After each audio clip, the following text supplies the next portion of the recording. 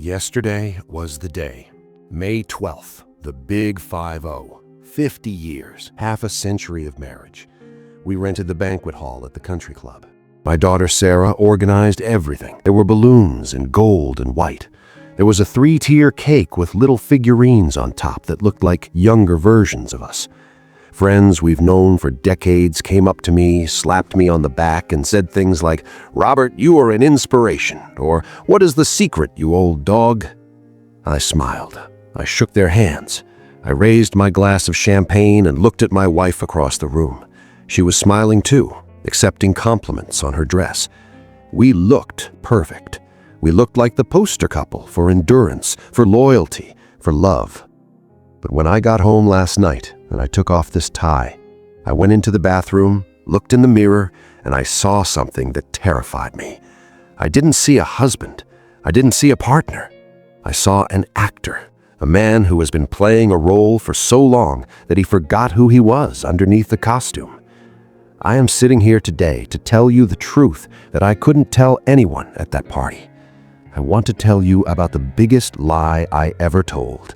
It wasn't a lie to the IRS or to my boss. It was a lie I told myself every single morning for 40 years. The lie was, we are staying together for the kids.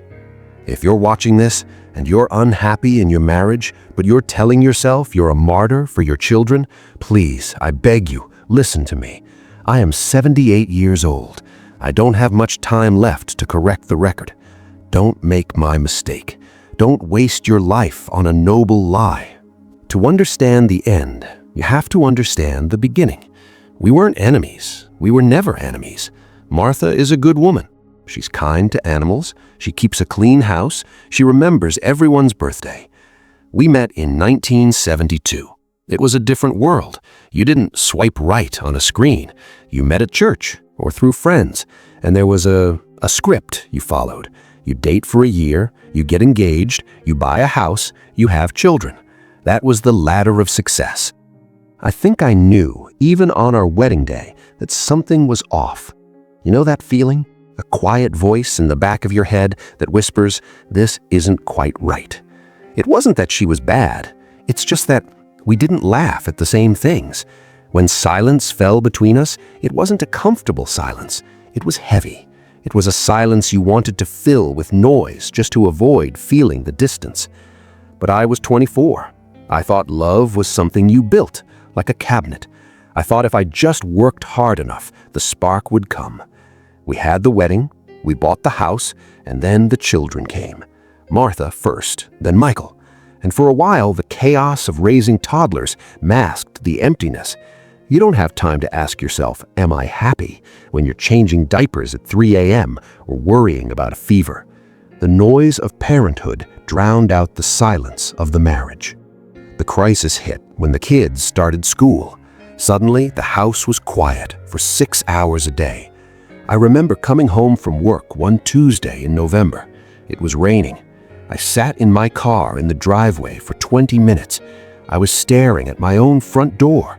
It was a beautiful door, oak, freshly painted. Inside there was a warm dinner. My wife was there. My children were there. But I couldn't make my hand open the car door. I felt a physical weight on my chest. I realized I wasn't just tired from work. I was tired of going in there. I was tired of the performance. That night, Martha and I sat in the living room. The kids were asleep. The TV was off. The only sound was the grandfather clock ticking. Tick-tock, tick-tock. That sound, it becomes the soundtrack of a dying marriage. We finally said it. She said, "Robert, I'm lonely." I said, "I know, I am too." We talked about separation. We talked about divorce. It was on the table. It was right there, a terrifying freedom within our reach. But then fear set in. It was 1985. Divorce wasn't just a legal procedure, it was a failure. It was a scandal. And then we looked at the photos on the mantle. Sarah in her ballet tutu, Michael with his missing front tooth. We looked at each other and said the magic words, the spell that would bind us for the next 40 decades. We said, we can't do that to them. We can't break their home. We'll stay. We'll make it work for the kids. We thought we were being heroes. We thought we were soldiers jumping on a grenade to save our platoon. But here's what nobody tells you about staying for the kids. You don't just stay, you have to pretend. If you're miserable, the kids will know, so you have to act happy. I became the world's greatest actor. I deserve an Oscar for the years 1985 to 2005. I learned to smile with my mouth while my eyes were dead. I learned to say honey with a tone that sounded affectionate but meant nothing. We created a system, a polite, functional, cold system. We stopped fighting. That's the first sign of death, by the way. Passionate couples fight. People who have given up, they're just polite. Please pass the salt. Did you pay the electric bill? How was your day? Fine. Always fine. We slept in the same bed, but there was an ocean between us.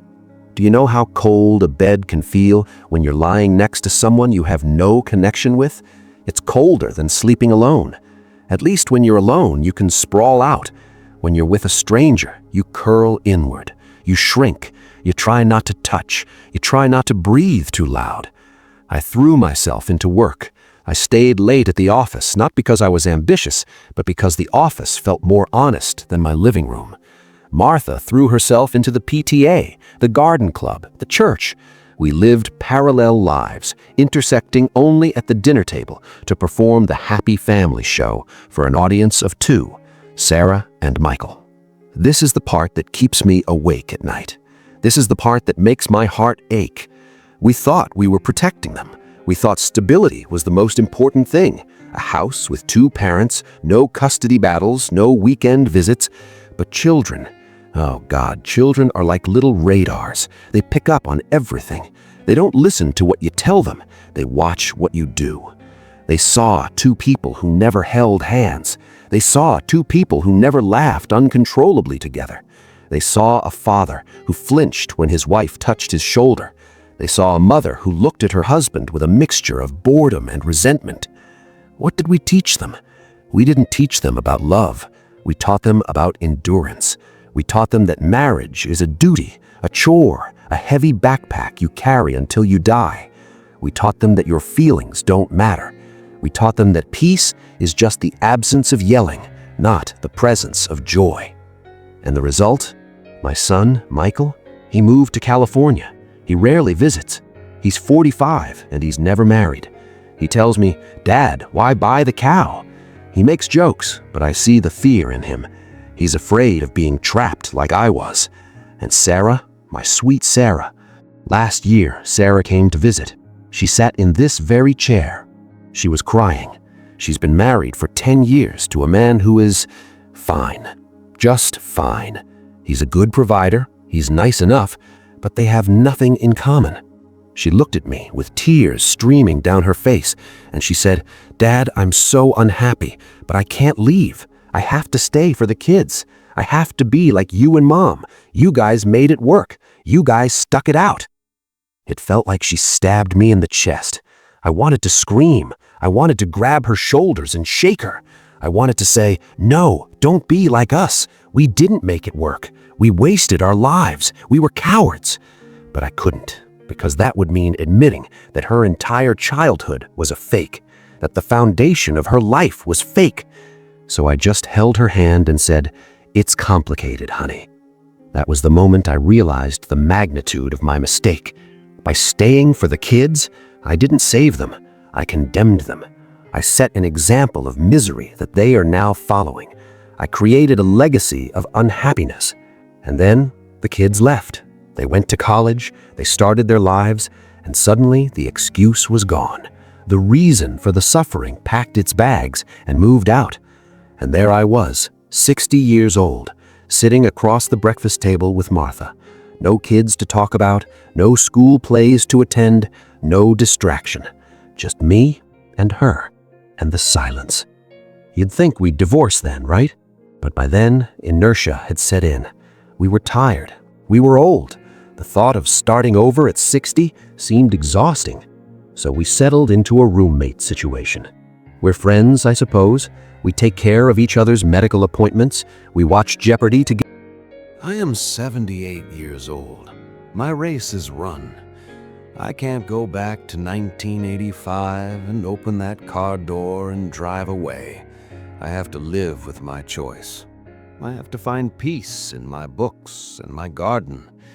But you watching this, maybe you're 35, maybe you're 45, maybe you're sitting in your car in the driveway right now, dreading going inside. Maybe you're telling yourself, I'll leave when they graduate. I'll leave when they're 18. Listen to an old man who knows you are not doing them a favor. 2 happy homes are better than 1 miserable one. A happy parent is better than a married martyr. Your children want you to be happy. They need to see what real love looks like so they can find it for themselves. Don't wait for the perfect time. There is no perfect time. There's only time, and it runs out faster than you can imagine.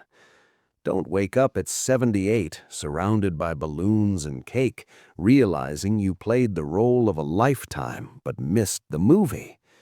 Be brave for yourself, and yes, for your kids, especially for them.